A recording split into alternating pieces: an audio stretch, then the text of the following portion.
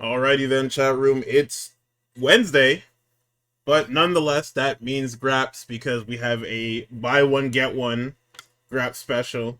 We'll be doing one tonight, and then we'll be back in our regular time slot tomorrow for this week's week in wrestling.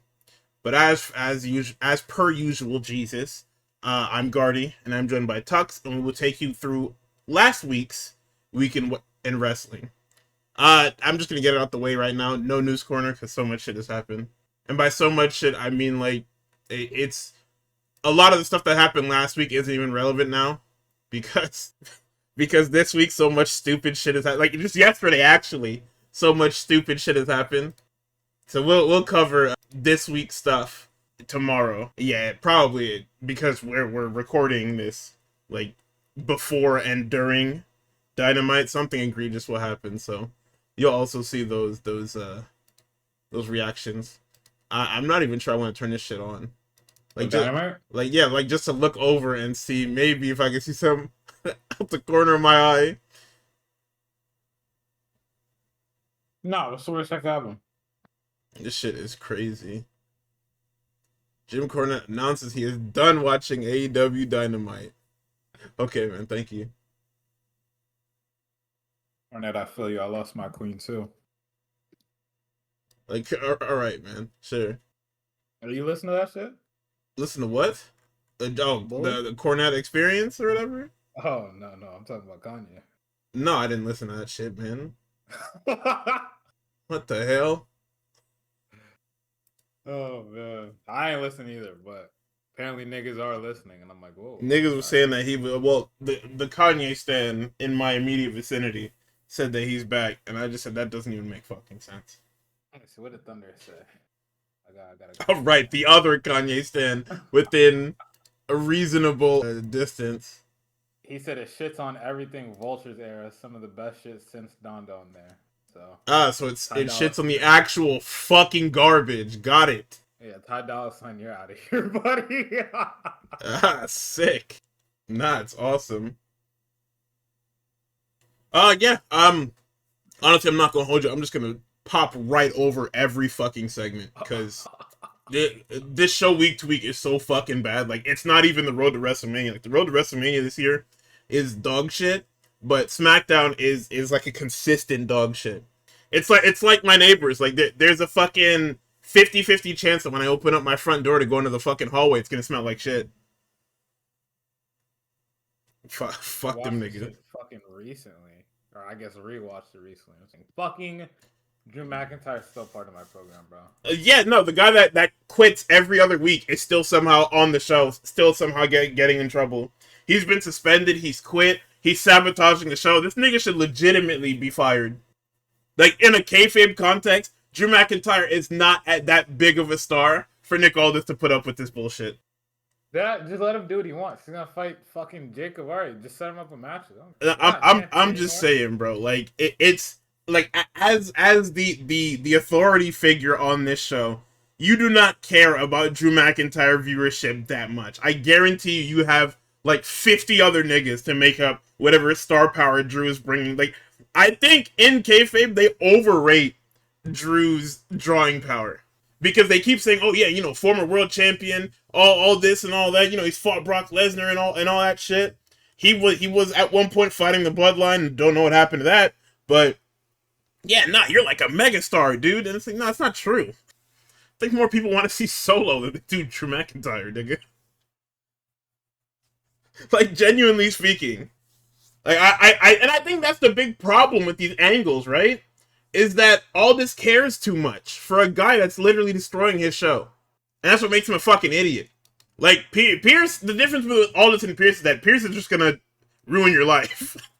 As fucked up as that is. Like, you piss that guy off, you're literally just getting your life ruined. He's just gonna put you in a match, and bad shit is just gonna happen to you by proxy. Kind of like what's happening with Paul Heyman right now. I like this dynamic. I like the Pierce and Heyman dynamic because it's genuinely like the company snitch versus the manager that's trying to do his job, and the company snitch is continually getting shit on. Aldis Aldis is exactly what you said. He's a statue. He's a fucking cardboard cutout. You could do the anonymous SmackDown GM, and it would be the same effectiveness as Nick Aldis, the entire human being. But okay, this week's SmackDown, we got a cold open of last week's main event angle. I think that was whatchamacallit. I think that was Cody getting his head ripped off, right? Yeah. Last week should have been, or last week from then should have been Cody getting his head torn off. Jelly Rolls walking in, and then officials run past him, and then we find out that in the car park, Drew McIntyre has committed fucking vehicular assault. Nothing happens to him.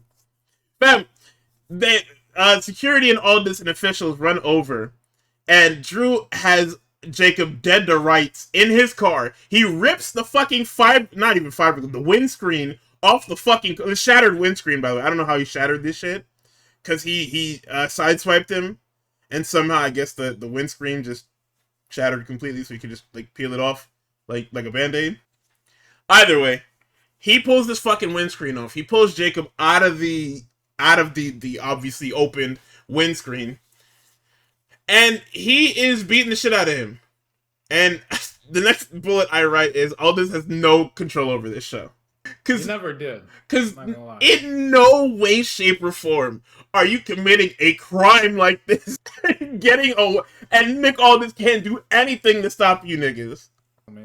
It's ridiculous. So, Drew does his walking, complaining promo that he's done for the last year or so now. Actually, it's been like a year and a half now, right? Of him doing this fucking woe is me, everybody's against me, everything's not fair. The only part that he's taken out is that he's not complaining about Cody for the first time in his life. Somehow he has managed to, in that little pea-sized brain of his, he's managed to move on from Cody Rhodes. And he is now targeting Nick. You should have just gave us the Nick Aldis and Drew McIntyre match. What the fuck? Why bother Jacob Fatu with this shit, man? Give me a break, nigga. Yeah, come on.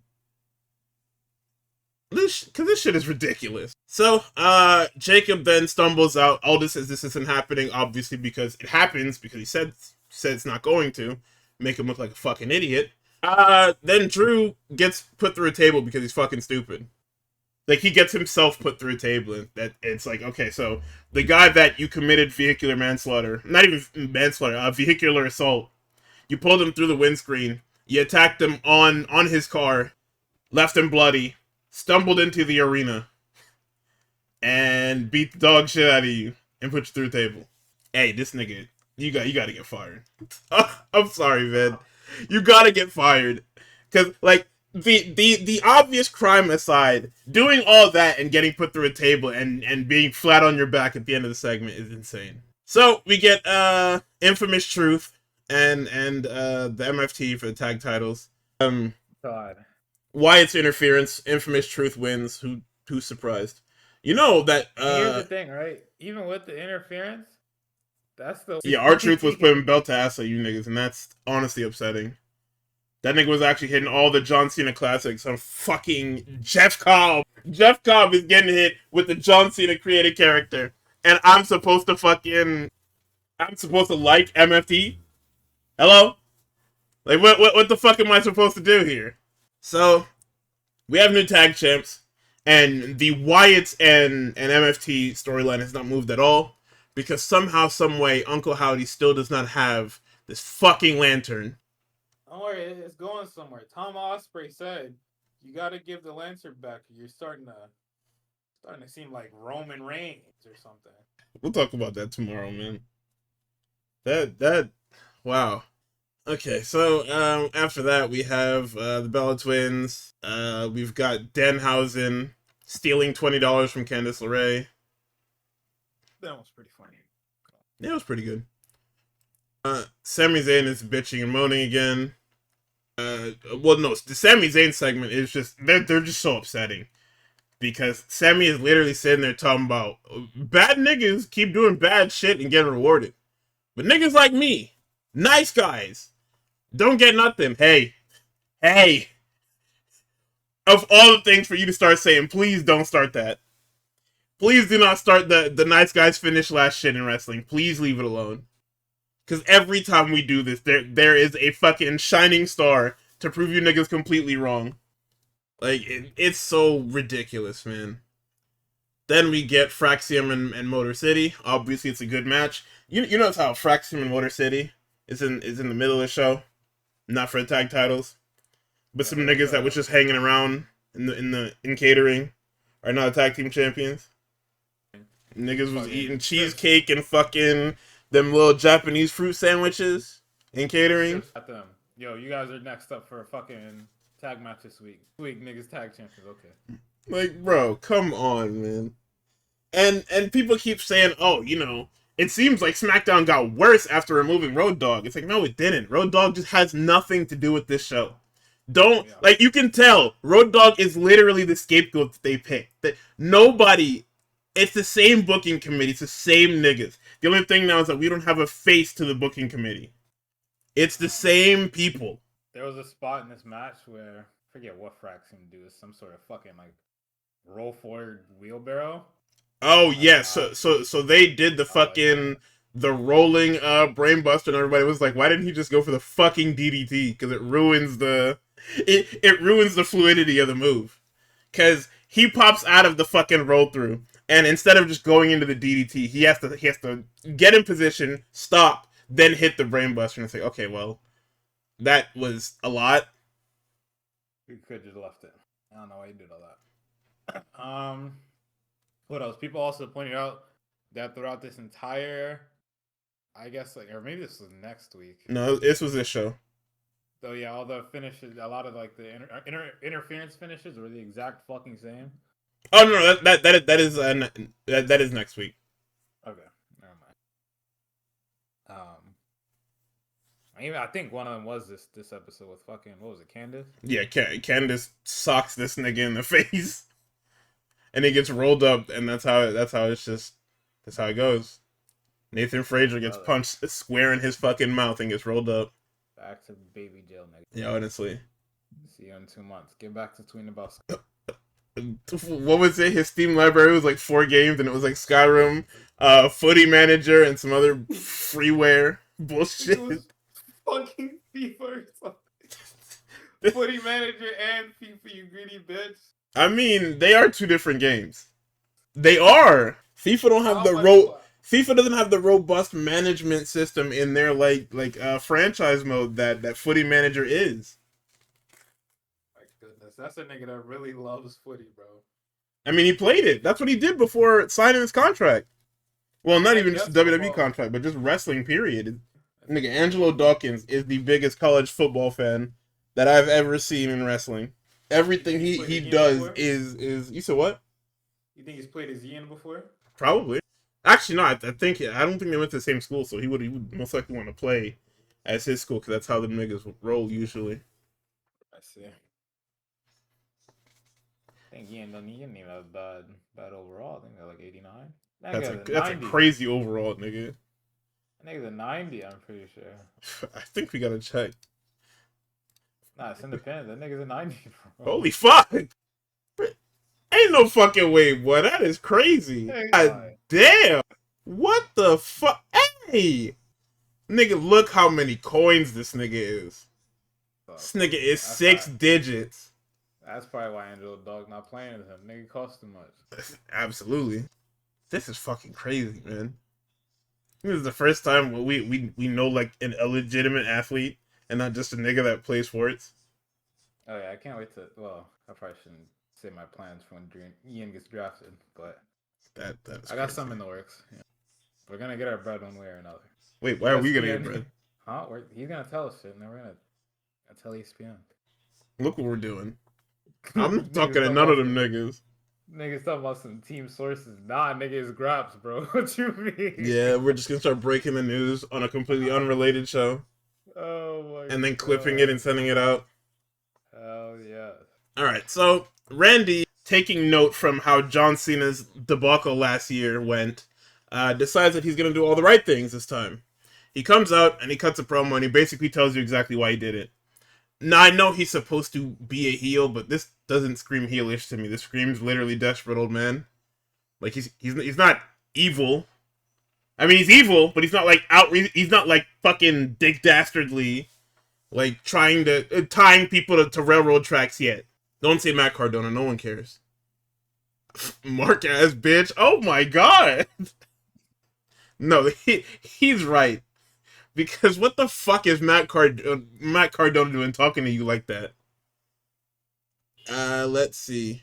But yeah, no, the story here is very solid. It's literally a man in the twilight of his career having to go up against literally the this generation, technically last generation's, but this generation's supernova, right? Like, and we talked about this on the last Graps. He fought that nigga in Saudi, and it was cooked. I couldn't beat this nigga. So yeah, I'm gonna tear his head off before we even get there. I'm gonna give myself every chance, every possible chance, every ounce of percent to win. So it's not even... I don't know, man. Oh, yeah, here we go. And then we come back from commercial. And Matt Cardona. Apollo walks off. And here come fucking Matt Cardona. Matt Cardona says, what the fuck? What the fuck's wrong with you, man? Randy has a fucking conniption. Gets in his face. Calls him a mark-ass stooge and an indie nerd. Walks away and says, you know what? Fuck that. And punches him square in his face. He dropped that nigga with one punch. Matt Cardona, you gotta go, man. I'm sorry. His ego's fault. What? Ego wasn't out here doing that. Nigga, this is Cody Rhodes' fault. We're not doing that. Nigga would. Yeah, guess who called Cody after getting intimidated because his work husband shit. I can't believe this. Why Matt Cardona not in AAA? Because Chelsea not there. No, I'm just saying, because as soon as that foot is healed, she going right back. She is like the ambassador to Mexico at the moment. You going right down there with her. So we get Aleister Black and Sami Zayn. Trick Williams is at ringside in a chair, chilling, drinking water. Sami and Aleister end up spilling to the outside, and because Sami Zayn is fucking stupid, Trick is literally not bothering this nigga. He is literally sitting there, minding his own business. What does goofy-ass Sami Zayn decide to do? He decides to get in Trick's face, and then Trick throws his drink all over this nigga. Now, instead of getting back in the ring and ignoring that this nigga just threw shit on you, Sami decides to go lay him out. Then he hears the 9 count, he runs in the ring, he gets hit with a black mask. Guess what? Sami Zayn loses because he's a fucking loser. Like, it's ridiculous, man. So Cardona wants Orton tonight. All this is like, no. Then we get the announcement that we're getting Ilya and Melo again. And we go to a Jade Cargill segment. So you remember 2 weeks ago, I told you guys, like we all knew it was going to happen. Everybody called it. Somehow, the Jade Cargill now has B-Fab and Michin in her corner. So before this happens, though, yeah, go ahead. Jade calls out Rhea. She says it's about the title. She doesn't need the title, the ring, or the fans. Huh? Sorry. You said you don't need the title, the ring, or the fan. You know you're only supposed to say one of those, right? Because only one of those makes sense. Like, I get you say all three because you're supposed to think that you're like a big star, but without those 3 things, what realistically would you be? I'm not understanding here. You gotta save some of those bars for when you actually like star in something. No. People can watch. No. You can't do that yet. Mad niggas on Twitter. Yeah, I'm about to say everybody's on Twitter and Instagram with the same followers as you, if not more. She then steals Punk's line and she says she's not here to make friends, she's here to make money. At this point, Rhea comes out. Rhea notes that she lives for the business. Jade said that wrestling didn't make her, she makes it matter. It's not true. It's never been true. Let's see. Rhea then says that she doesn't need the title, but since it's been around Jade's waist, it needs her. Come on. She said, you're holding that belt hostage, and I need that back. She then gets in her face and tells her, I'll give you the first shot. Take a shot. Hit me. And this is when Michin and B-Fab show up and they attack Rhea together.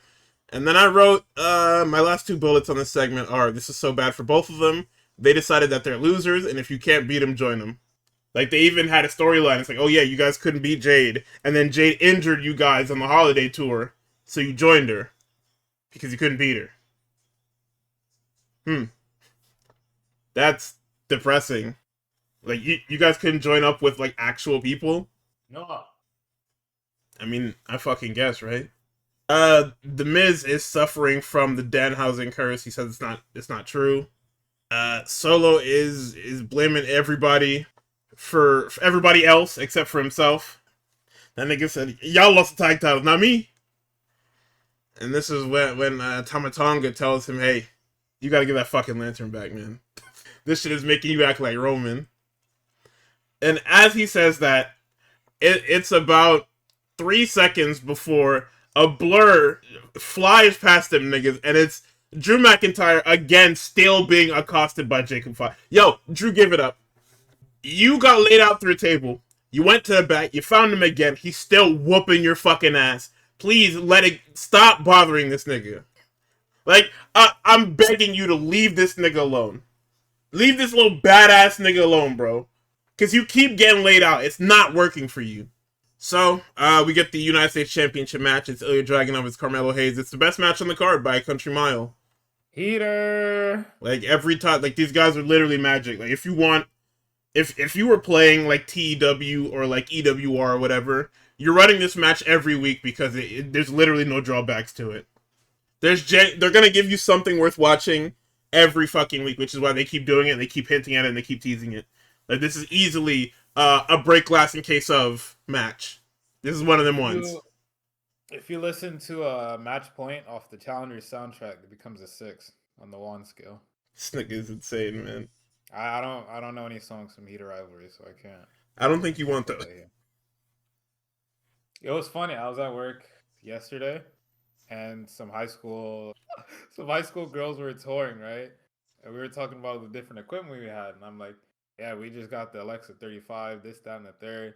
You know, some things that were shot in the Alexa 35, the Minecraft movie, and Freakier Friday. And one group passes by, and my one student is like, "Bro, the Minecraft movie?" I'm like, "Yeah, nigga, they know the Minecraft movie." She's like, "Nah, hit this next group with Heater Rivalry, see what happens." No way. I have no sense. I have no sense. So I go, yeah, I mean, there was some stuff that was shot on, the Minecraft movie Heater Rivalry. 5 Lit different up. sets of eyeballs. Yeah. Wow.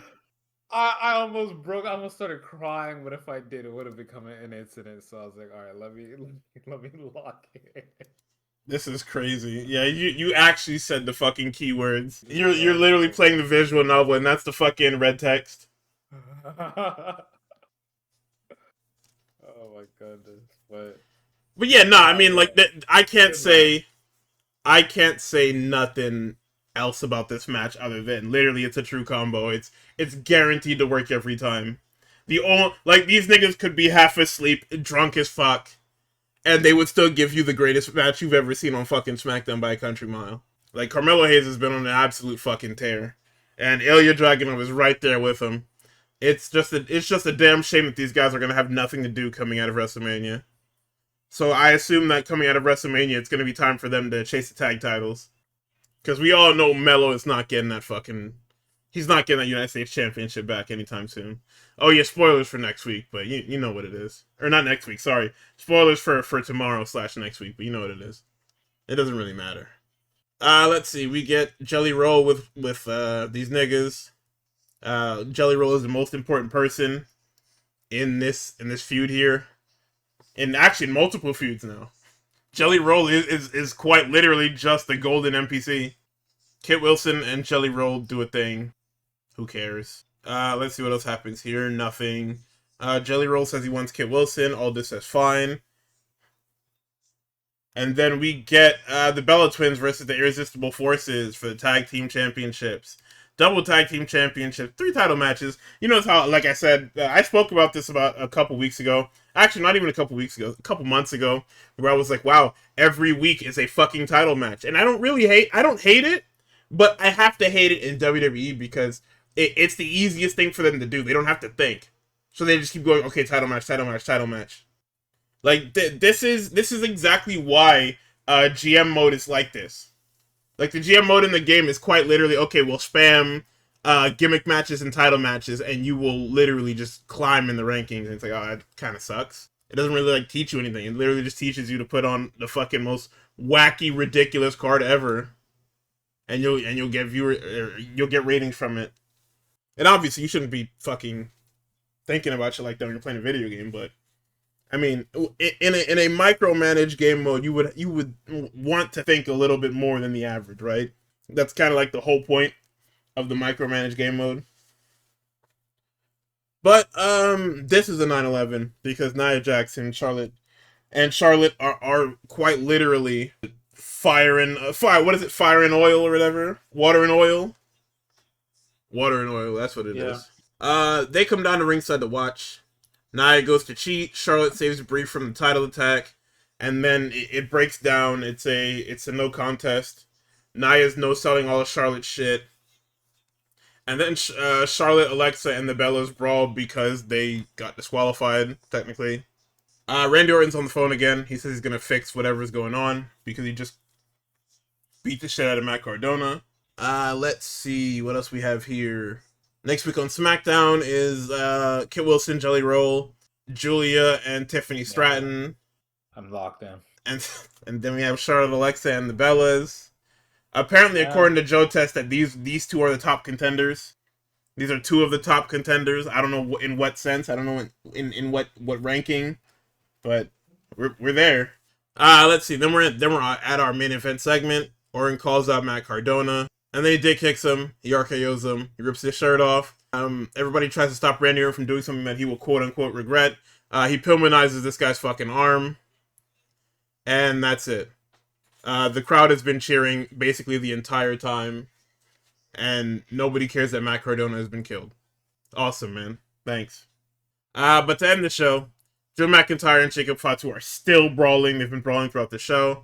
And then they fall off with some scaffolding. They don't even fall from that high. But they try to make it a big deal as if these guys fucking died. You know what this is the equivalent of? This is the equivalent of falling down, not even like a flight of stairs, like half a flight of stairs. That's how they probably fell from like 10 feet. Not even. Hey man, I could get hurt, man. I mean, you could get hurt. Like, you could absolutely it's gonna hurt either way because you're falling, right? Like, is the idea of it. But yeah. I don't fucking know. I mean, they fell in like a dumpster or some shit. I mean, I guess the implication is that they're supposed to have fallen from there, like, directly on the floor. But even then, it's like, I've seen niggas do worse in this company. I've seen niggas do worse in the other companies. Darby Allin jumped from the ring to the floor every fucking week. That's about the same distance, give or take a fucking foot or not. But still, Darby Allin would jump off the top of the fucking building if he wanted to. This ain't nothing. You gotta do more. Alright, so Collision this week, because of the NCAA March Madness tournament, was a buy one, get one. We had a Collision on Saturday and on Sunday. So Saturday's Collision opens up with Robbie Eagles and Kyle Fletcher. And, I mean, this was great. A great teacher versus student to see where Fletcher is at. Nigel brings up the Birds of Prey, which were Robbie Eagles and Will Ospreay. This is a very good example of Kyle wrestling big, because there is such a size disparity between the two of them. But I mean, like, and they're having a good match, but the crowd doesn't care. Like, they're doing stuff that's supposed to be exciting and supposed to get you engaged with the stuff, but the crowd very much does not care, because I guess they don't know Robbie Eagles. I guess to them, this is definitely it's another outsider that kind of just, like, popped in. Because nobody that watches AEW or WWE watches New Japan. Like, Robbie Eagles isn't one of those, like, household New Japan names. Or even just household, like, wrestling names. So it's not, like, it's not an instant pop. Like, bringing in Mystico or something. But we get a lariat, we get the lawn dart, the flash kick, and he literally hits this nigga with a what's the shit from King of Fighters? Damn drive cancel. This nigga hit every move that he possibly, like, every big move he has to pin Robbie Eagles. This shit was insane. We get a promo. It's Moxley and Pac in the fucking corridor. Moxley makes fun of the fact that Ospreay said he could break a neck with his bare hands.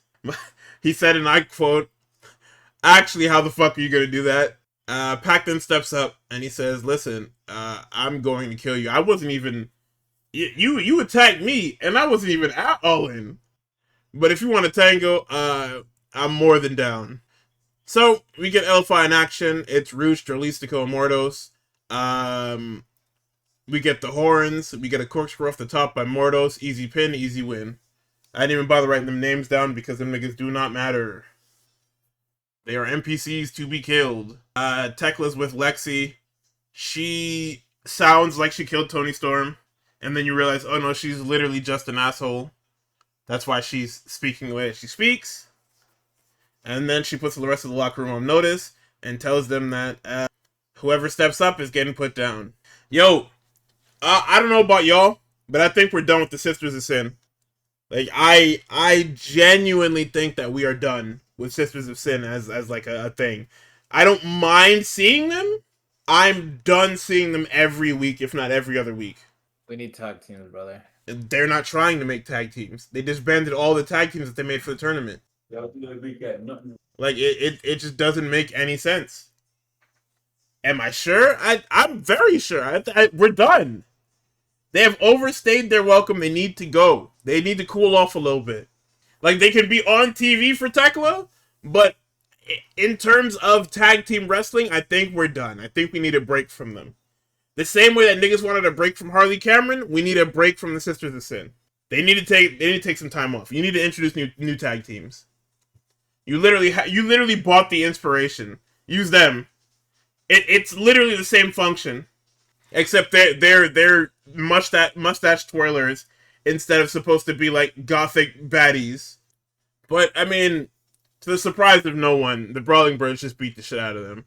And commentary decides to say that this is happening because of them jumping Statlander, and that happened like a month and a half ago. So I don't even know what the point. What's the point of doing that? Like, if you need filler matches, why don't you just use the other people that aren't normally on Dynamite? Perfect example, this next match. Commander finally gets out of the fucking Ring of Honor dungeon to get a match. We get Commander and Mascara Dorada versus the Death Riders, and the Death Riders lineup in this match is Daniel Garcia and Claudio.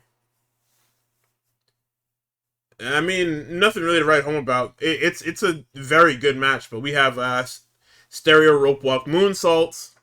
We got a gory special dominator by Mascara Dorada onto Daniel Garcia. And then we get another hyper combo finish with what happened? Mascara Dorada goes for the springboard crossbody. He's clubbed by Claudio, and he hits him with a giant swing into a neutralizer. Or no, sorry. Commander gets hit with the giant swing neutralizer combo and gets absolutely fucking eliminated. There was a Brody King segment here, but he didn't really say anything. That's why I skipped over it. But that is the end of Grand Slam Saturday.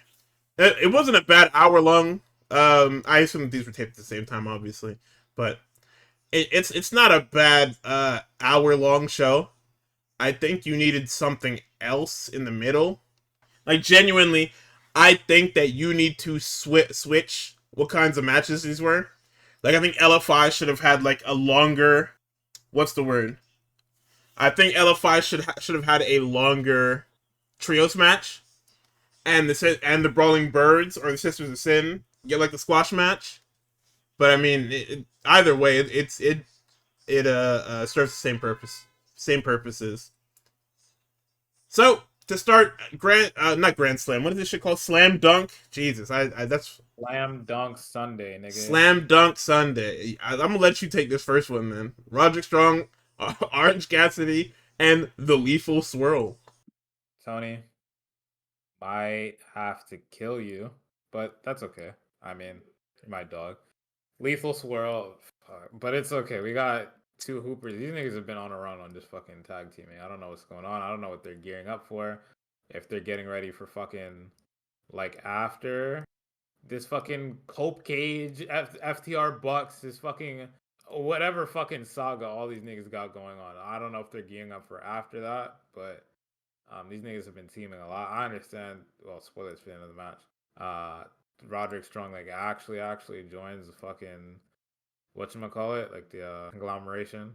Even though like I haven't seen half the niggas on the same screen in like fucking 6 months. It's just niggas just coming out to the Orange Cassidy fucking Titantron. But it's a tough little match. It's hard. Jay Lethal is fucking trolling. I don't know what he's doing. You know, I can't lie What to you you. mean? I can't lie to you. This nigga ducks under Roderick Strong trying to fucking grapple him. I don't know I don't know what strut this is.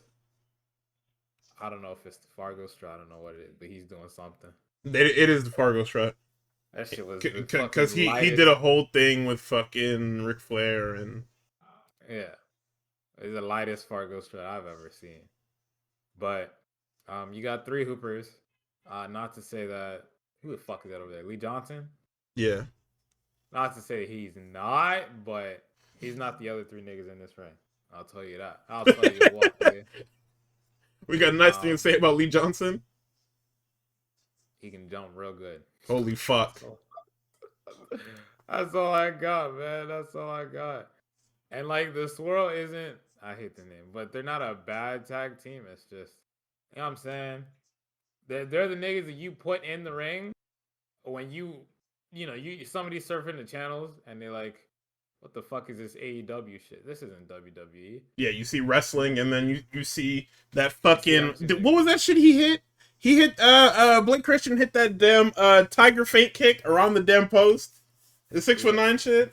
Fucking insanity. That yeah, like that's the shit they want you to stay on the channel because you see stupid ass shit like that from him. Yeah. However, you know, when you start watching it more and you're like, damn, why isn't Blake Christian or why isn't the swirl on TV more? You start seeing the rest of these niggas hoop and you're like, all right, I see exactly why. But it's a good match. You know what I'm saying? Like nobody's bad here, and I guess it is like a tune-up for Roddy and OC. And it's also just like, you know, and I guess that two, like what we were just describing is exactly what the Slam Dunk Saturday Sunday shit is for. Niggas just got off of fucking, well, I don't know, Sunday. I think it was Duke got shellacked on Sunday or some shit like that. Jesus Christ. Niggas tune in, that probably recently, but niggas tune in and then see fucking, you know, these niggas go at it. All right, this AEW shit, I'm in. Gone are the days of fucking Chris Jericho being built like a baby mama, being fucking. Don't. Oh my god, we got the Messiah backbreakers on my television screen. But yeah, you know what I'm saying? Good match. I fuck with it. I don't know how far this OC Roddy team up is going to go or what, but hey, while it's here, I'm here for it. Yeah. Nah, it's yo. Nah, I mean it's super good, man. My first fucking bullet point was, what the fuck is this supposed to be? Yeah. Famous last words. Let me pull. Oh yeah, no, he's there. Don't worry. He don't look that fat, but I mean, like, he got a jacket on, so. With me, he don't look that fat. He don't look that fat, but I mean, 5 days, man. It doesn't look awful. That shit is fucking crazy, man. Let's see, what else do we have? Oh right, Roddy cuts a promo afterwards and basically says, yeah, he's all in on being in the conglomeration now, and everybody like half pops. I guess because they don't really know what that fucking entails, because the conglomeration hasn't been a thing since legitimately like last year. So let's see. Then Connors and Finlay appear on TV and they say they're not finished with them. The Divine Dominion kill Alex Garcia and Viperous. And then we get Tommaso Ciampa versus Bald Leo Rush, and I'm gonna hand this back over to you because I know you love this Bald Leo Rush character. So I don't love it. Don't say that. However, fuck. It was a lot. It wasn't as bad as I thought, right? Fucking Dochi talking about some hell no. Dochi, come on down to AEW. No, don't do that. And man, you know, Queens, New York, and New Mamdani. Go ahead and come on down. I don't know. Nothing prompted this change in Leo Rush's characters. He just started assaulting people with fucking bald pictures with these fucking I almost called them lenses, nigga. These fucking contacts and these goddamn sharp ass teeth. He just decided I'm gonna be a freak today, right? What sold me on it is a clip that's popular where he's fucking running around in the goddamn ring and then runs into that fucking tope suicida on the outside. That shit. I was like, hold on, we might have something here, Yeah. right? Then the rest of the match is just Tom whooping the fuck out of it. Tom is just beating his ass. And it's the funniest thing because the entire match, he's actually just looking at him like, fam, what the fuck do you even have me doing? Like he's not even bewildered. He's honestly amused by you guys, by not even you guys, but just like the idea of this is who I have to fucking wrestle. However, for some reason, it kind of works, right? Because AEW doesn't have too many fucking. I'm gonna just call it what it is. It's sports entertainment niggas, right? They don't have too many sports entertainment. The closest thing they have, well, they did have one sports entertainment guy. That guy's on fucking. He's over at the other company doing nothing. The closest thing that they have now to a sports entertainer is probably Orange Cassidy, but then there's a point in the match where Orange Cassidy is like, "Actually, I wrestle guys," and then has the greatest heat segment you've ever seen. Fucking ridiculous. So this OC stuff, or not this OC, this Leo Rush stuff, I see the potential, right? Should he be on TV more than a lot of other people? Probably not, but that's the point, right? I mean, yeah, that's why he's on Collision. Yeah, I have to create my value where I can. And look what happened. I put on the fucking evil ass contacts, shaved my fucking head, and I put on some fake teeth. And now Dochi reposted me on her story. So, guess what? My fucking stock is now tripled within the company. You know what I'm saying? There's a through line here, right? You get Dochi to Double or Nothing happening in Queens New Mumdanistan. You know what I'm saying? The CEO returns. And then Dochi's like, hold on, I kind of fuck with the CEO, and then it's over. And who put that together? Leo Rush. I think it needs to be Jade Cargill, right? You know that freaky little Gollum voice that he does when he gets hit, and he just like He was talking the entire fucking match, and you're just like, I don't know if I like that, Leo. I think we might have to cut that. Yeah, you're doing a lot, man. Everything, the little fucking whatever, the wolf run, whatever the fuck that is, you can keep that. That's unfortunately heater. That goes stupid. Stop fantasy. The CEO coming back today. Well, you're just spoiling me. That's what it is. I'm just getting spoiled. Actually, we check the field house. What does this nigga look like? Oh, nobody posted it. Are you guys hiding Jericho from me? Just go to AEW Twitter account, man. What the fuck? I'm lazy, man. I like when other people do the work for me. That shit is funny. I guess he is from Winnipeg, right? Damn, nigga said the book cleared up. That they had to clean it up. I mean, the books were not cleared up. Fucking, they had to get Willie Mack off the books for Chris Jericho. Come on now. I shouldn't laugh because it's fucked up, but I mean, it's the truth, nigga. I'm so ashamed to say I kind of fuck with that blazer. I would never wear it in the fashion he's wearing it, but that shit kind of hits. You're not spoiling, you just see the signs. That's why you're the EP. Ear to the streets, finger on the pulse of the market. We need somebody like you, obviously. Yeah. But yeah, freaky gremlin shit. Unfortunately, it works. That's not one of my guys, right? That's not one of mine. But I can see it. Pay you? You're not supposed to read that. You're not supposed to read that. I don't know why you read that. What's the next match? Next match is the Callis family versus Jet Set Mystico. It's a sort of run back from Revolution. The lineup for the Callis family is Takeshita, Alexander, and Clone. And this is where Josh Alexander fucking dies, nigga. I remember, it was fucking Speedball went for the double knees. This nigga put his knees up and they collided, and he was like, hell no. Nah. He said, holy fuck. But yeah, man, I mean, other than that, it's what you enjoyed from the Revolution match on a smaller scale. You get a La Mystica onto Clone for the instant tap. Like, it's literally an instant tap. Like, the instant this nigga hits the mat, he taps out. It's honestly impressive. Gotta get hologram back. Soon. This nigga was in a walking boot. Not in a walking boot, he was on crutches and had a fucking Yamin on. So we probably won't see him till the summer. Which means that Clone is cannon fodder till then. And then this shit will take place exclusively on fucking Collision. Cannon fodder with Aura, though. Okay. I mean, yeah, I guess. Cannon fodder with aura, yeah, sure. He just hits one Pele kick and everybody forgets that he's lost like his last 8 matches. Yeah, man. What's next? Or do you want to keep talking about it? I don't want to talk about this shit, man. Josh Alexander is dead, and that's the end of fucking. Josh Alexander dies to end fucking Slam Dunk Sunday. Oh yeah, It's an hour. Remember, yeah. we had 2 1-hour programs over the weekend. Now we go into this evil ass fucking. Raw. Yeah, man. We're in Boston, Massachusetts for Raw this week. Javon is with Speed, where he should be. Brock opens the show. We have the fuck around F5 shirt. Looks like shit. Yeah. Let's I don't know see. who told these niggas about fuck around to find out. They're always behind.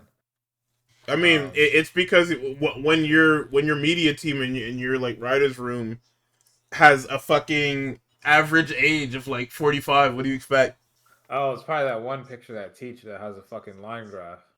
Yeah, they seen that for the first time a week ago and said, "Yeah, hold on, I got an idea for this one."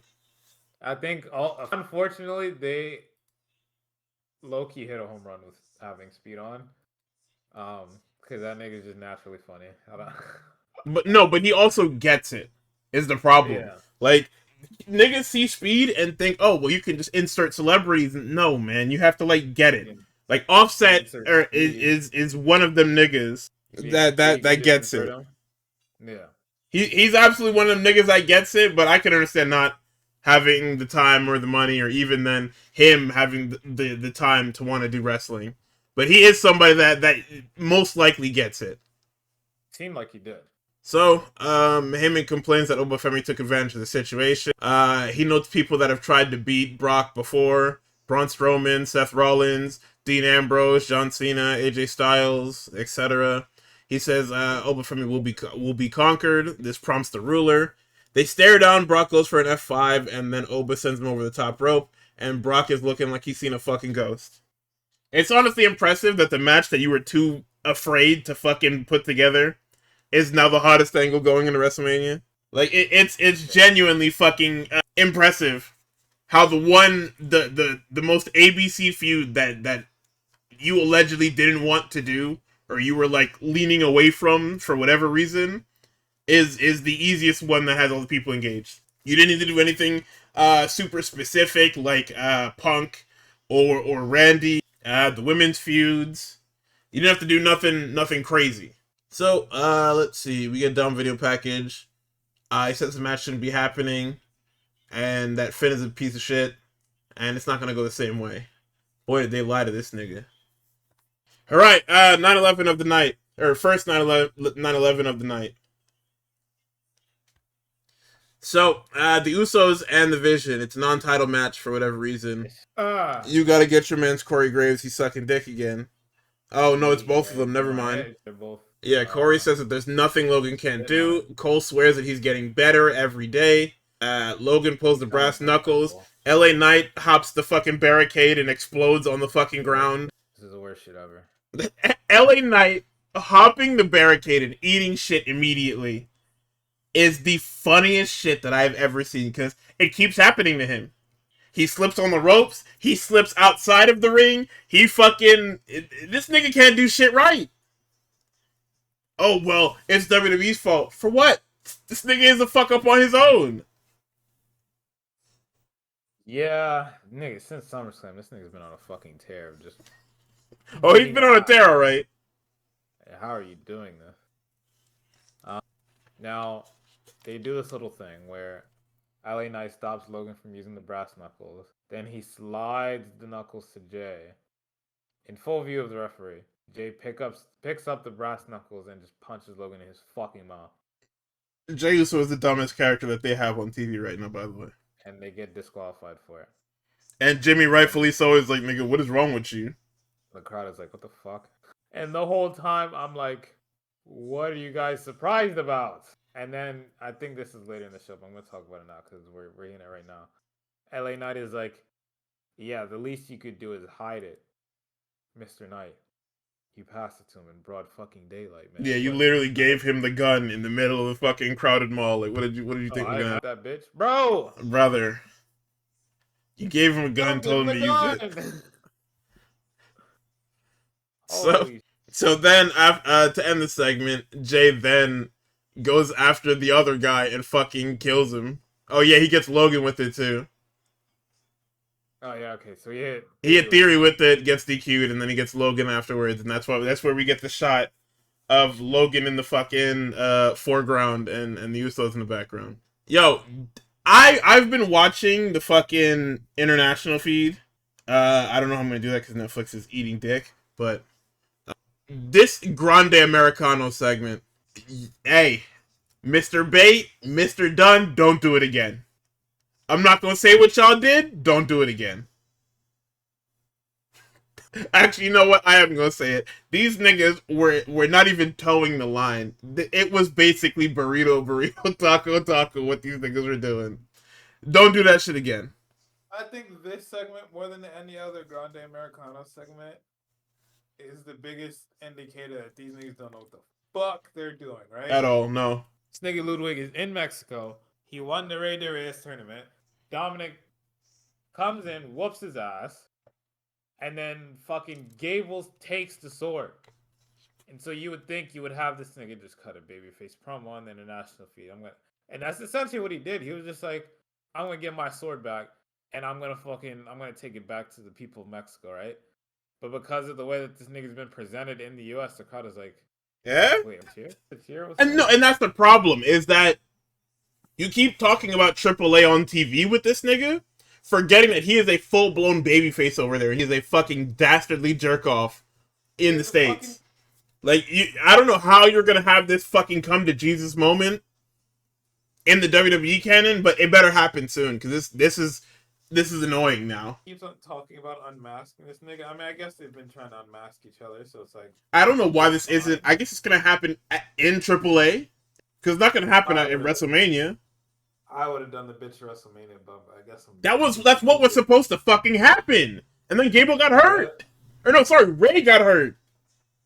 Oh yeah. The only thing was that, like, on my fucking fantasy book Mania card, even back in, like, you could have asked me last July, I would have told you fucking, yeah, when Gable's not hurt anymore, fucking, or whenever they started this El Grande 2 shit, I would have told you, yeah, it's gonna be Gable and Ludwig at WrestleMania, and now neither of them are at WrestleMania. Well, Yeah, are probably not going to be WrestleMania. No, they're in the thing. We'll talk about it tomorrow, but one of them is in the thing.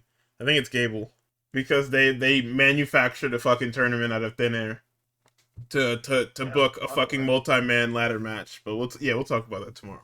Let's see. Becky cuts a normal promo. It says she's being booed, but AJ's being cheered. She made the Intercontinental title mean something. AJ mastered the Divas era. She murdered it. She's mad that her daughter is an AJ Lee fan. AJ says that she wants Becky at WrestleMania. Becky says, yeah, sure, that's great. The last time you wrestled at WrestleMania, you left. So, yeah, I'm going to revel in that again. And this is where we talk about the Usos with Mr. Knight. And then after all of that, Jay said, I'm not hiding shit. And if you speak poorly about the family, you got to get got. And Knight, LA Knight says, hey, that's Roman speak, brother. Neither of them are in that match graphic. Is that Dragon Lee? Am I racist? Oh wow, that's how did that happen? Hey, who did that? Hold on, now we still got hope. We still got hope. No, we fucking don't, man. Grande's a mania. Super racist, like hyper racist. I saw a red mask and I was like, oh yeah, I guess that makes sense, man. Oh yeah, they aren't. Wow, they put a bunch of. What the fuck is JD McDonough in there, man? Move. Put the fucking. Put one of them El Grande niggas in that shit. Figure it out. I don't know. I don't fucking care. Hey, stop looking around. Anyway, yeah. So he says that Jay gets set off. Jimmy says he should mind his words, like CM Punk is about to find out. Grayson Waller and Javon Evans, Joe Mazzulla and Derek White are in the building. And I Fucking mean, Corey Graves saying, "We outside." yeah, that's gonna be his thing for Javon Evans. And Javon Topes on the table side gets on the table, takes Corey's mic, screams "We outside," and gets back to business. I mean, you know what it is. It's Grayson Waller. Grayson Waller's gonna get beat like shit every week, so we get an OG cutter for 3. That's really just it. Heyman is talking to Pierce. It's obviously combative. Heyman wants the Usos to defend their tag titles in a street fight. And Pierce says, "Yeah, you've given me something to consider." Heyman literally just freaks out on him, and then Pierce sends him to the ring for the time he requested. He calls out, or he calls Becky Lynch a whore, and then he says he's gonna send Seth Rollins to jail. Oh wait, no, sorry. He calls out Seth. Seth gets arrested because he assaulted him, and Paul Heyman is allowed to do this because he's Jewish. You didn't know? If you didn't know Paul Heyman is Jewish, you know now.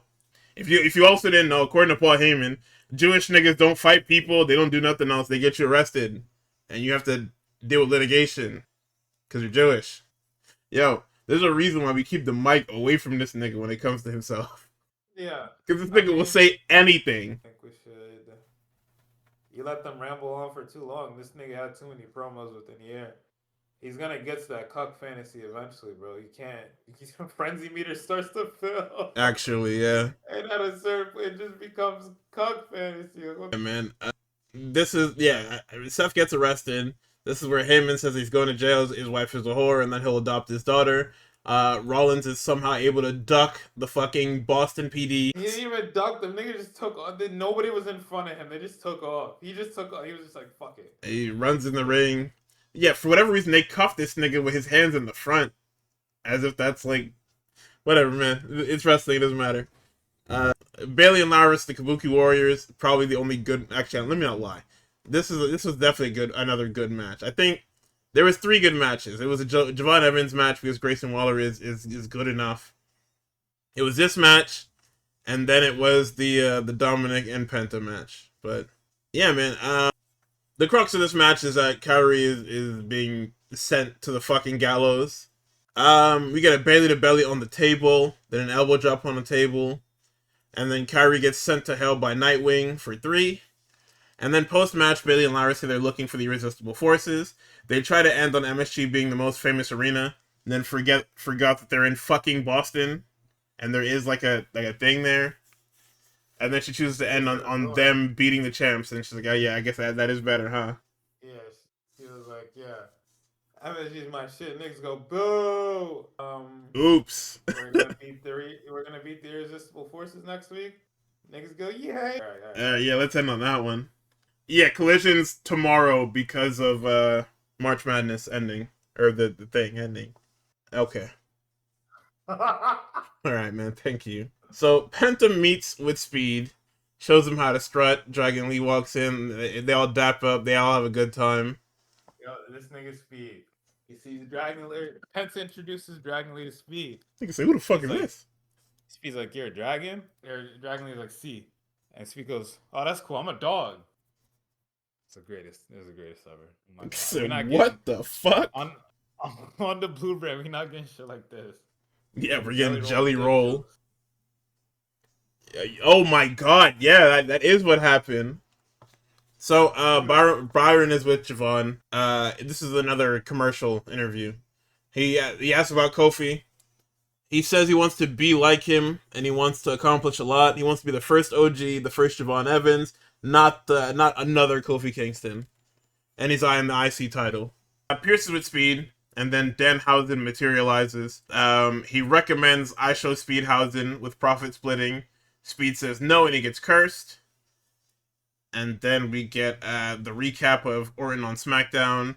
We get the announcement of Cody Rhodes on Pat McAfee show. Asuka treats Kairi bad and then blames her for everything, berates her. And then Io tells Kairi that she doesn't have to take this shit. And then Raquel walks up, and I guess it's going to lead to a match next week. Dom comes out for his match, and Liv is literally jumped by Liv is literally jumped by Stephanie and beat to shit in Gorilla. And then we come back from commercial, and Dom is making his entrance again because his white wife got accosted. This shit is fucking funny. Then this leads into Dominic and Penta for the Intercontinental Championship. It's nothing really to talk about here. I mean, this is every match that they've had last year. Just again, it's only this time Penta gets the win by roll-up, which means that, oh yeah, obviously we don't want to beat Dominic Mysterio. And then Finn comes back and lays out JD and Mr. Dominic. And then Punk is walking through backstage. He gets the Gorilla. And then he walks into Jimmy, who tells him, "Hey man, tread lightly because Jay is look who's very volatile, by the way. Jey Uso of all people, not Roman, not him. There's no other secret Uso. It's quite literally watch out for Jay because he is tweaking. Jimmy, can you at least try to fix this? Hello, Jimbo. Hello, can you save us from Jey Uso? No." He doesn't give a shit, bro. He really doesn't. And I think that makes him the best character in whatever branch of story we're in. So, another Roman Reigns and CM Punk live segment. Punk asks the fans if they're having fun. Tells about the warning Jimmy gave him. He supposes that he should watch what he says. Fan says no. He says, alright, fuck it. It goes to show you that Roman Reigns can't do anything without his cousins. What I didn't know is that the cousins couldn't do anything without Roman Reigns. Nobody in that family, the entire family, can do anything themselves. They need the backup. They need the help. Nobody in that family can be the world's heavyweight champion. Last week, Roman made a decree. All the Samoans can come after me if they so choose. You know how many have looked at me, Cross? It's a big fat 0, ladies and gentlemen. This is the funniest nigga ever. Because he really does just get on that mic and start rambling, and it all just makes sense. Because he's at least talking about, like, the shit that happens to him and around him. Let's see. He says, "Part of my language, earmuffs for the children. This is the shit talk business. We do and say awful things to each other to sell the big title fight, and that's my job. But these are all words. And Boston, I gotta be honest. Being in a badass blue-collar city like this, I'm tired of talking. Sticks and stones and all of these things are empty words, but Roman last week did say one thing that pissed me off. He called me old." This is the funniest nigga ever. I didn't mind writing this one down, but this one is a lot weaker. I mean, this one is better than the previous weeks, but it's still not good because the Roman's part of this deal is not holding up. So anything that comes from his side feels very weak. So Punk, in turn, replying to that weak stuff feels even weaker than that. Let's see. So what did he say? He said, "Roman called me old. Some of you will understand this. It's not what he said, it's who said it. I'm standing in this ring in front of the world, and I'll tell you, my young boy does not get to disrespect me and get away with it." Yo, calling him your young boy is so fucking funny. Like, that shit is genuinely fucking funny, because you didn't want anything to do with this nigga, and now he's your young boy, and that's fucking awesome. Am I old? Everyone cheers yes. Am I old? Yes and no dueling chants. If I told you to your face that I wasn't, you'd know I'm a liar. Am I old? Yeah. Am I ashamed of it? Not no. Hell no. I'm proud of it. If I was ashamed, I'll be covering these whiskers up with Just for Men like Roman does. Oh, right. No, never mind. This one was bad. I remember where we're at now. Yeah, this was a bad promo. Never mind. I'm proud of who I am, my age, and what I've done, and where I came from. I'm middle-aged and crazy like Terry Funk. I'm the same age Nolan Ryan was when he beat Robin Ventura's ass on the mound, and he was still throwing no-hitters. Gordy Hawk played hockey until he was 52, and they called him Mr. Hockey. I'm Mr. Game 7. The older I get, the more pressure I feel, and the more pressure I feel, the better I am. Age, ladies and gentlemen, is just a number. Ask me how I feel. Ask me how I feel, Boston. I'm old, but I'm not insecure. Yeah, forget about that one. Yeah, just gonna skip right past that. Okay. Is number one. I mean, this one has context. It does, but it's still terrible. There's something that. Oh yeah, no. It's not funny. It's damning, and it hurt my feelings. And the niggas on the timeline talking crazy about my dog, man. Niggas was posting him in indie movies. Wait, which? shower. Yeah, he was in some indie horror movie, and he looked into the shower head while he was showering in the scene, and some white shit comes out of the fucking shower. Yeah, so that's where I've been at for the last Oh week. my god! And Uh the minute he said the line, I immediately posted in Fieldhouse. What the fuck? This nigga just said. no, I know. I've seen everybody's reactions to it. He said, I don't ask you to acknowledge me. I come out here and I tell you I feel great. I feel like I'm the best in the world. I come out here and I ask you the question, is it great to be alive on a Monday night in Boston or what? Yo, this fucking guy is this guy is so good at his fucking job, man. Let's see. Roman Reigns, if you look at me and all you see is an old man, you've already lost because you underestimated me. Last week, this old man dropped you on your ass with one punch. At WrestleMania, this old man's gonna tie you in the knots. Hey, yo. At WrestleMania, 20 minutes deep when you're gasping for air. Hey, yo. And all that oil and jizz you cover yourself up in dries up. Hey, yo. Just like your chances of being heavyweight champion are gone. And I hit you and jack you, hey, yo, with the GTS. And you go to sleep and you wake up Monday morning and you realize that I'm the best in the world. And you got beat. And you just got beat by an old man. Not an old man, you got beat by the old man. I thought this was gonna be tough. What the fuck? You know who thought, oh, I get it. You know who was tough and who didn't underestimate me and still didn't get the job done was Gunther. You know who else? Jey Uso. And if I think this nigga was talking for, I forgot this segment was like 35 minutes, nigga. Jesus Christ. And I wrote this whole fucking thing down. This is how you know I'm a fucking fan, man. Nobody else would do this mentally ill shit. And if I gotta fight all Samoans, then we might as well start with him. I'll fight every single one of them, and I'll do it in Boston. What is he gonna do? Yeet me to death? Saying that shit while the music was going on, by the way. This shit is fucking hilarious. Jake comes out, and before this thing can make it into the ring, Punk gets immediately in his face. What are you gonna do? You want to throw hands or you want to talk, cousin? Jay calls him old. Says he got hit in his head. Just like him because he's still running his mouth. What the fuck? Oh, yeah. Running his mouth about his family and him. We can do it right now, Punk. He says he'll run it back on his ass right here and right now. And then Punk says, I did say I was about tired of talking right now and you never got your rematch. You want to run it right here? Brother, I ain't dressed, but I'm a fighting champion. Jay's ready to go. Jimmy comes out. Asks Jay what he's doing. Says when he gets emotional, he doesn't think. Notes the DQ and the tag titles, needs him to lock in. Jimmy says to leave him to the OTC. That's disgusting, by the way. Like that's genuinely disgusting to have them call him the OTC. Like, this is one of these things where like him saying it himself is bad, and then everybody else saying it is even worse. Says they don't have anything to do with him. Says Roman's not here, but he is. Punk is literally in the fucking background giggling because these niggas just don't have anything going on for themselves. Roman then comes out. Jimmy and Roman stare down. Punk puts his hand behind his back and stares them down. Roman says that the last time he checked, they already had a tag match and it's done now. So he's gonna say this as respectfully as he can, and he tells him to collect his brother and leave his ring. Punk then chimes in with they should stay, he needs the help. Jay runs in and gets his head blown off. Jimmy tries to deflate and Roman uses it as a distraction, and he Superman punches him. And he's about to leave, and this is the funniest thing to come out of this fucking feud. Jey Uso is being held back by officials and security and Pierce and shit like that. And he goes to Roman and says, "Hey Joe, hey Us, you know what to do, smash them all." Pierce is in the background saying, "Hey, stop, don't do that."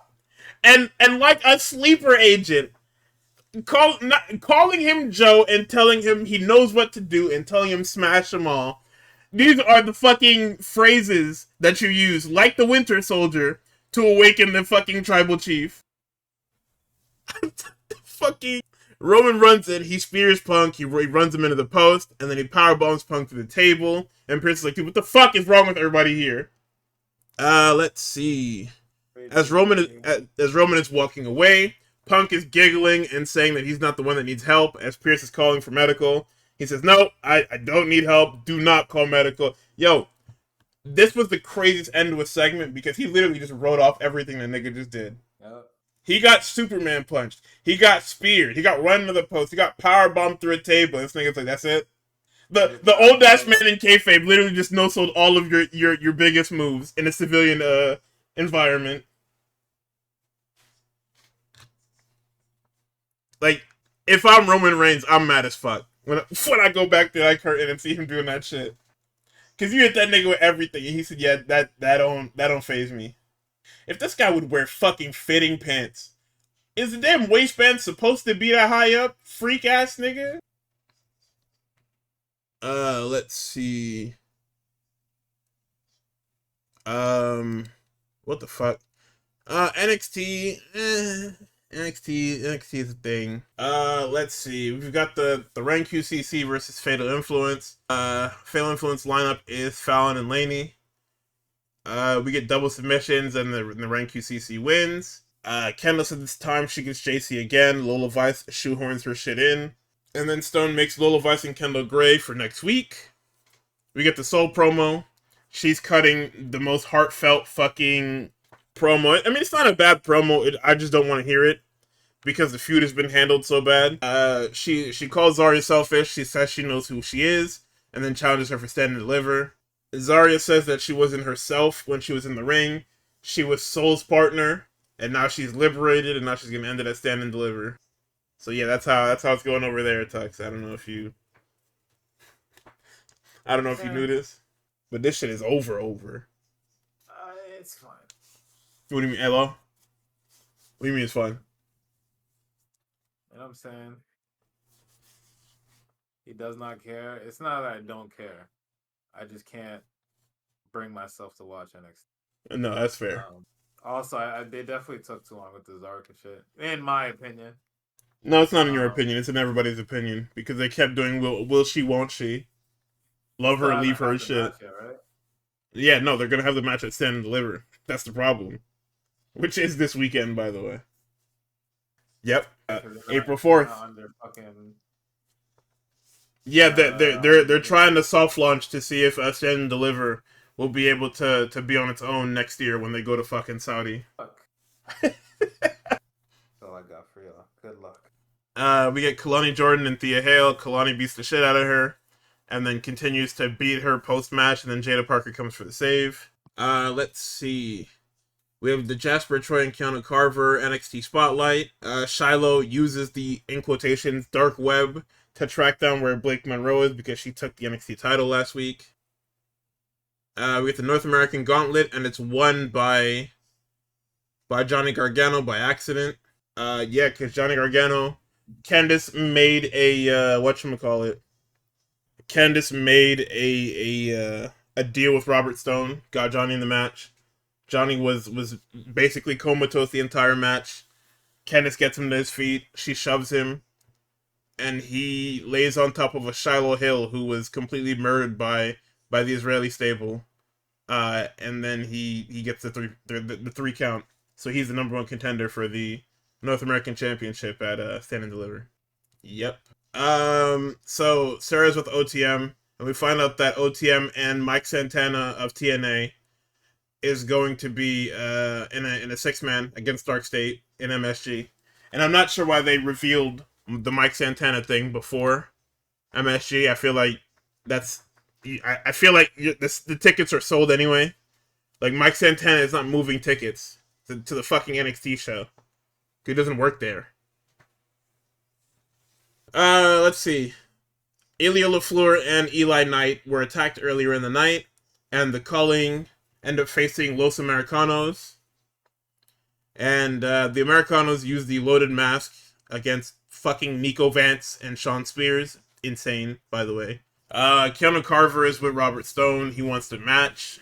Him and Jasper Troy next week will be refereed by Josh Briggs. Because the entire, gag of this episode is that Briggs keeps trying to talk to Robert Stone and he keeps getting, blown off. Let's see. Tatum lets Blake know that she's gonna fight her at some point, or she wants her title back. In our main event, we get Ricky Saints and Tony D'Angelo. It's a waste of fucking time. The match plays out. The match plays out, and it doesn't go for long till Ego just slides in the ring and they kill Tony D'Angelo. They go for FTR spike power driver.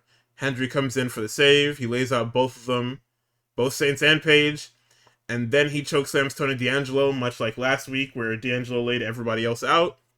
It's the same shit from last week, except not Hendry is standing tall. And then this is where Stone knows that it's going to be a 4-way for the NXT Championship at Stand and Deliver. Because, that's what people were totally looking for. I think Tony D'Angelo would be one of the people getting released. I genuinely think so. Like, if we were looking for people that are probably going to be released, it's probably going to be fucking a lot of the girls, Josh Briggs, Tony D'Angelo. Like, I think if you're left over from 2.0, like if you're a 2.0 person that hasn't gone up, you're cooked, man. I genuinely think that Sean Spears might get the axe. He also could dodge it. I'm not too sure exactly. But I think Nico Vance is probably gone too. And I'm not saying that these people should be fired, because obviously losing your job sucks. But at the same time, you niggas don't do anything on my TV show. You guys are just fucking annoying. Let's see. So, we move on to Dynamite. We start with Omega and Strickland. This is... Heater. It's so funny how many, like, heaters that they can have without even trying. Like, you could book Dynamite and Collision blindfolded and still have a good card no matter what. Like, it's genuinely fucking funny. Greedy as hell. I ain't got my dog back on comments. Yes, sir. Taz is back. Thank fuck. Fucking God. Yo, come on. So, let's see. These niggas almost kill themselves on a top rope backdrop for whatever reason. Like, the most normal thing ever is what they almost die on. Swerve ends up getting that barricade power driver. He hits a house call into 2 swerve stomps for 2. And then we just have the fucking... Everybody's... Danger Time, I guess, appeared on the screen. And we just kept going for shit. Kenny hits the V-trigger. Swerve escapes the one-winged angel. Vertebreaker is escaped. We get a V-trigger to the back. The one-winged angel has escaped again. A Vertebreaker for 2.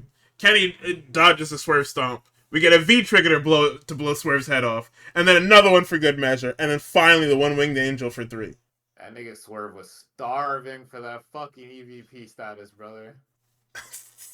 Trying. Every time he got put up in that one-wing angel, I gotta get out of here.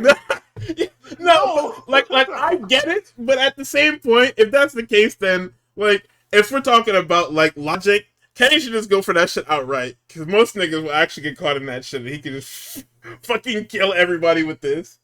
I mean, he needs that shit, bro. For what? What do you mean? So he can make himself the #1 contender.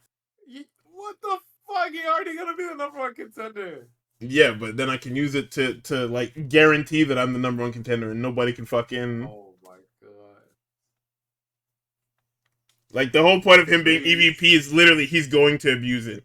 He's gonna make himself #1 contender. Like the fact that... Like, he's gonna make himself #1 contender, he's gonna get himself in a title match, he's gonna make, like, no rules or some shit. And then, in theory, he would then win the title and then make it so that nobody can literally oppose him. Because now he's a champion and EVP. Which doesn't really make any sense, but you know. We would essentially just hit the Death Rider shit again, but with Swerve. Some Darby Allin memorial picture shit. I don't know.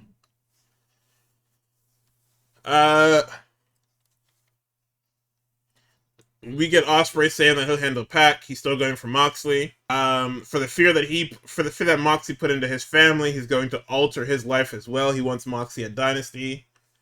And then we get the Death Riders versus Skyflight in a mixed six-person tag. Death Riders lineup is Moxley, Garcia, and Shafir. And the Skyflight lineup is Top Flight and Zeta Steel. Nigga, Moxley and Marina attempting this Doomsday device is the craziest shit I've ever seen. Like, I appreciate it because equal rights for equal fights, right? But it looks insane that big old Moxley is on the top rope, ready to go for a fucking Doomsday device. This shit is so fucking funny, man. Let's see.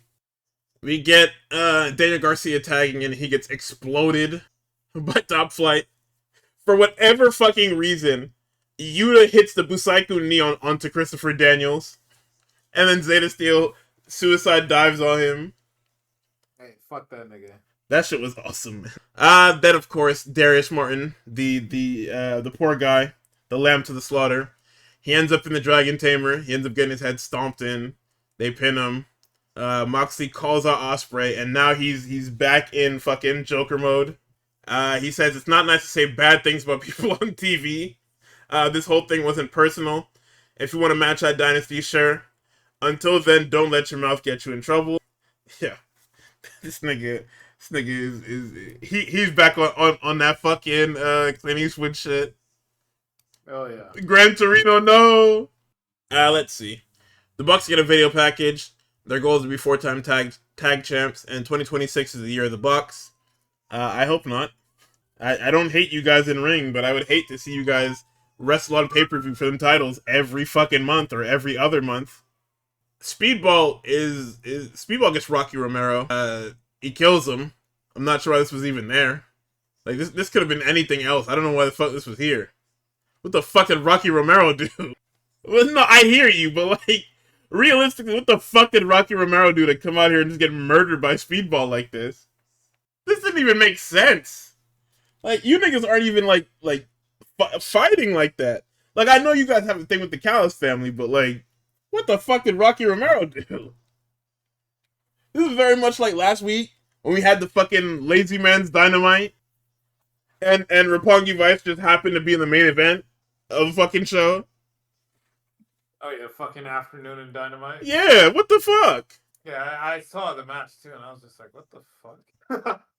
And it shit was like what, 4 minutes or something like Yeah, that? Speedball literally murders the guy, and you're like, oh, that's kind of fucked. Yeah, man. Let's see. Max is out again. He berates Hangman for being shit.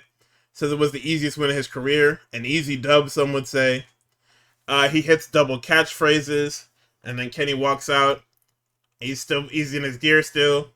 Kenny says that he may smell like shit, but Max always smells like shit. Kenny lists out his names and accolades. If Max is the devil, then he's the god of pro wrestling. Kenny says he's close enough to 100%. Max knows that he's better than him, and the fans do as well. Kenny wants him at Kenny wants him at Dynasty. Max accepts and walks off. Renee with the fucking geriatrics. She asks if they have anything to say to FTR. Christian makes a huge Christian says they've made a huge mistake pile driving him and Beth. Cope says if they want to throw away their friendship, that's fine. He'll finish it. And then for whatever reason, we get a fucking Stokely and FTR promo where they basically echo the same sentiment of we're gonna kill you old niggas at Dynasty. Orange Cassidy comes out and FTR slaps the fuck out of that nigga shit. But this leads into Cassidy and Strong versus the Dogs. It's Strong and Cassidy versus the lineup of Finley and Connors. No Gabe Kidd. Nice. Leave that bitch ass nigga home. This is crazy. You're such a fucking hater. Listen, man. Now that we had two Orange Cassidy and Roderick Strong tag matches back to back, Orange Cassidy is literally like one of the greatest wrestlers ever, man. Yes, bro. These fucking hot tag segments. It doesn't matter if you know exactly how it's gonna go. It always plays out so well. It gets you going, bro. Like he reaches out, he knows exactly how to push and pull. He's fighting to get the tags, and then the hot tag, and then his tag partner is literally like the greatest hot tag guy ever. Yeah. He tags in Roddy, nigga. Roddy starts exploding these niggas. Like y'all are lucky y'all have a lot of HP, because if y'all didn't, he would kill y'all in just a hot tag. That's how crazy these fucking Roderick Strong hot tags are. Yo, what the fuck is going on this episode of Dynamite, man? This shit gotta get a 5-on cage match or some shit. What, the one that's airing right now? Yes. That cut from Jericho to Moxie running into the fucking barrel is frying me, nigga. Jesus Christ. Let's see. We also have this thing where Roddy uses Orange Cassidy as a weapon. He just starts throwing him around and using him. He throws him into the DDT and stuff like that. The fact that they're having these smart tag matches where there's so many moving pieces and guys are in such what's the word? They're in not complex positions, but they're in enough positions to make it feel like you're watching poetry in motion, for lack of better phrasing. Because, like, you know, like I said with the hot tags, where there's life in the hot tag. It's not just Cassidy sitting on the fucking mat with his arms stretched out till the guy comes over and gets him, you know? But that's also speaking to how good Finlay and Connors are as well. That everything, when it comes together, feels fluid, and it feels like... they hit Roderick Strong with this fucking total elimination thing. Cassidy is 2v1. Orange Punch gets dodged, but Cassidy dodges the spear. Finlay picks the leg, and they hit the full clip and pin him. I didn't hear a word from this Divine Dominion promo. I'm sorry. I'm ashamed. There was not one word that I heard during this promo. What was that? That's fucking... That's Megan Bayne and Lena Cross. Oh, I didn't hear it either. Yeah, I didn't hear no words. Sorry. I am so sorry. I'm a bad person. I'm a horrible person. We'll make it to heaven, I think. No, not me. Okay. Hey, gotta be honest. Kyle Fletcher promo. He knows that he beat Eagles on Collision. Says as good as he is, Robbie Eagles got beat. He's not happy about the MJF arrangement that Callis has them doing. Says that the family should be headhunting him, and Fletcher is the man to take the title. He brings in Takeshita. Notes that Takeshita isn't a fan of Okada, but he doesn't want anything to get into the way of what they have. Takeshita says nothing can get in the way of what they've got, and Proto Shida came first. Yeah, I don't know about that one. Because, yo, Kyle Fletcher is a dirty little man. That's all I'm going to say. You're going to have to pick, you bitch ass nigga. Because you are a dirty, dirty little man. Mina Shirakawa and Tekla, it's a good match, but I mean, this was very much 70-30 booking. Mina gets hope spots, but Tekla was always going to win. Kenny is with Renee. We get the contract signing next week.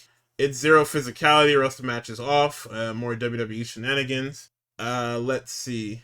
Speedball then. Over and it's like, I want you, big bro. Yo, I was scrolling Twitter and these niggas said, yo, both these Jet Speed niggas dick rode in the Eliminator matches, and I was crying.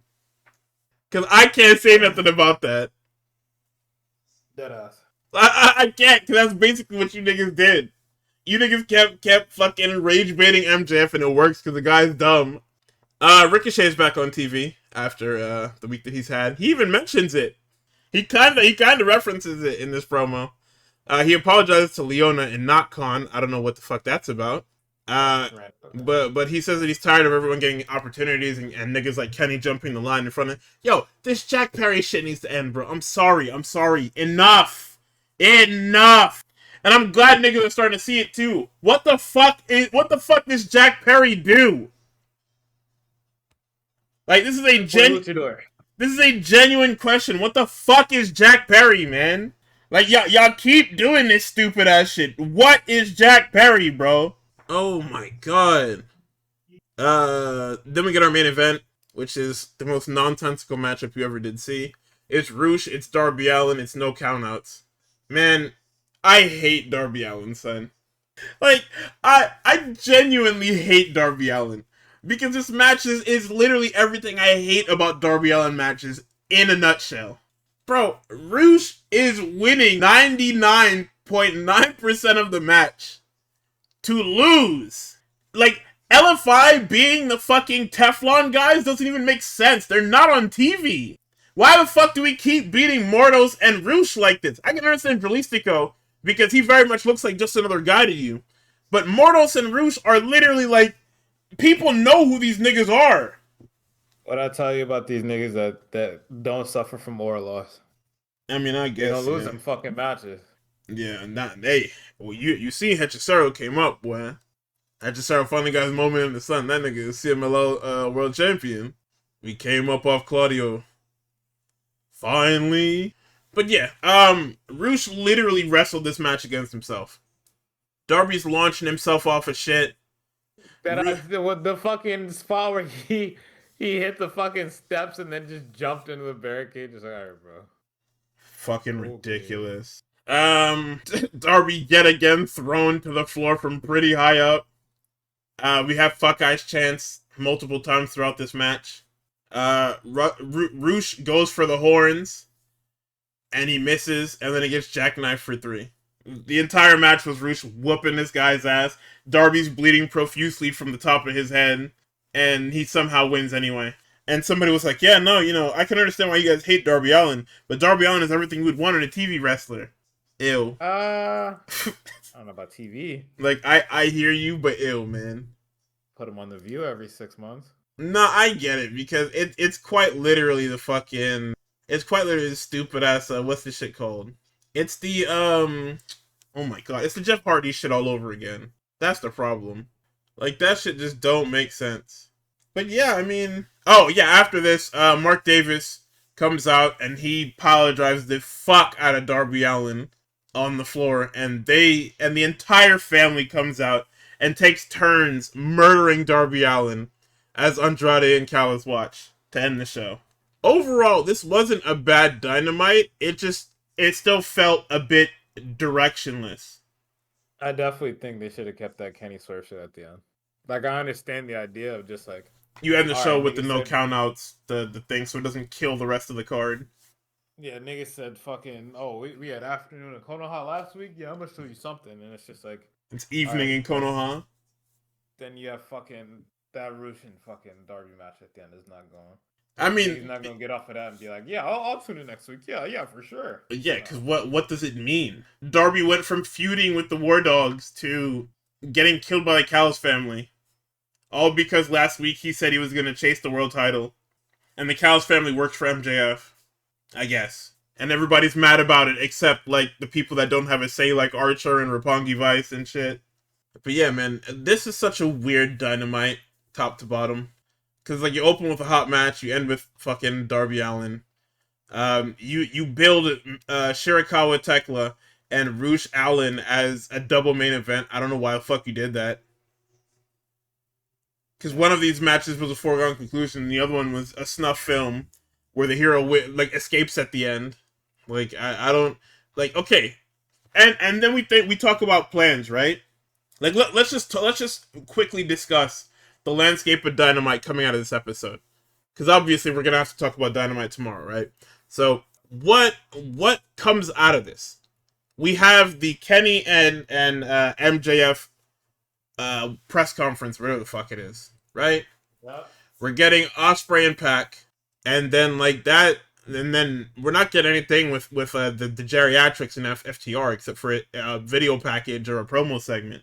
Like, the direction for this entire show feels off because, like, you forwarded the conglomeration and the dog. I totally think that Roddy is turning coat on Orange Cassidy. It's either Roddy or it's Orange, and I don't think turning Orange is a heel is good anyway. Who's that person that fucking has that one notepad? Is it niggas that have turned heel before Orange Cassidy? Yes. Yeah, that's probably happening. So.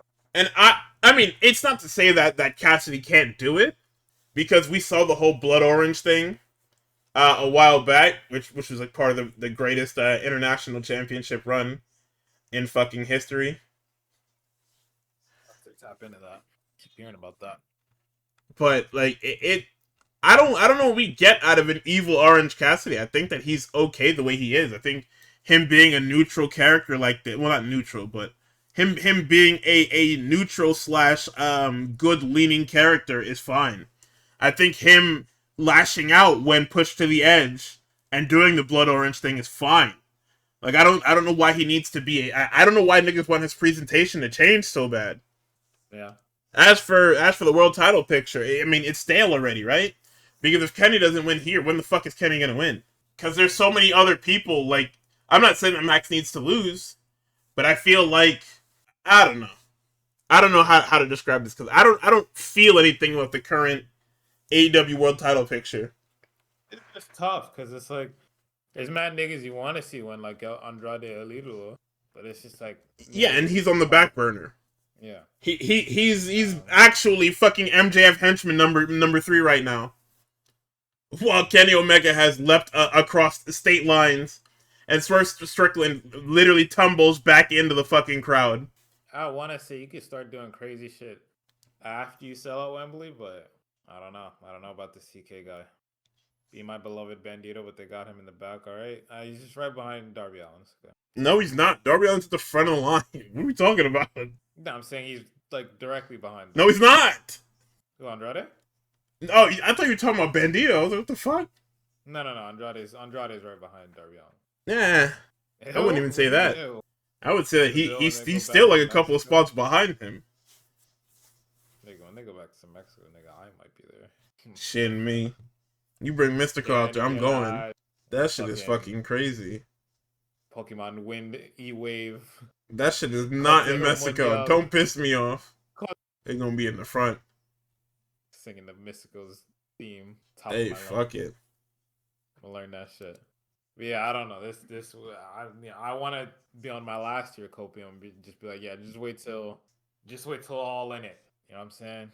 Then once, well, I mean, I guess that all in it has to be William Ospreay, right? And if he picks that shit up, I think he's at least going 365 with that bitch. But who knows? Yeah, I mean, probably. Oh, this is crazy. Oh yeah, nah, that shit is fucking. What? Nah, this shit is frying me, nigga. This is gonna be the funniest episode of Dynamite, and I can't fucking wait. Oh man, Chris Jericho minutes. That's not even what I'm laughing at. I don't fucking care about Chris Jericho. There's nothing Chris Jericho can do at the moment that will move me. Damn. He need to join the Callis family and shut the fuck up. That nigga said he sees potential in Kyle Fletcher. Uh-oh. Can I get to catch it too? Uh-oh. Hey, can you see that can you say that you see potential in Darby Allin, please? And go over there. Oh, Chris Jericho. Learning True Darby Allin. Yeah, why not, man? At this point, who the fuck cares? Nuke the territory, brother. Drop them fucking bombs on that shit. But yeah, man, I mean, that was last week in wrestling. I mean, not much to talk about. It's not even like I skipped anything. Like, there really was just nothing. That's just how raw. That's how WWE is right now. There's nothing to talk about. The road to WrestleMania is just bad. Like, realistically, the Usos are doing nothing. They are literally just a set piece in Roman's story. Not even in Punk's story. They are quite literally only supplementary to Roman. What else is happening here? Javon Evans has nothing going on. Penta has nothing going on. Like, we're going to talk about all the shit that was announced for WrestleMania tomorrow. But even then, them fucking rushing to announce matches doesn't do anything. It's not helping anything. So that's why this went, like, super short. I mean, tomorrow's probably going to go super short, too, if it's fucking boring as shit. And, I mean, looking at the notes I already did, the only reason I didn't watch NXT was because I was fucking bored.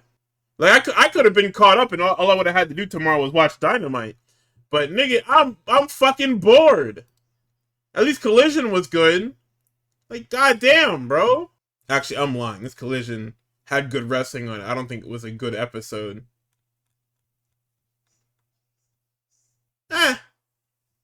I would say it's a middle-of-the-road Collision. It's definitely a Collision that you could sit down and watch, but it's not appointment viewing. But that was the week in wrestling. We are going to get out of here. We want to thank you guys for watching. DJ, stop. Yo, don't read that in the middle of the outro. Sorry.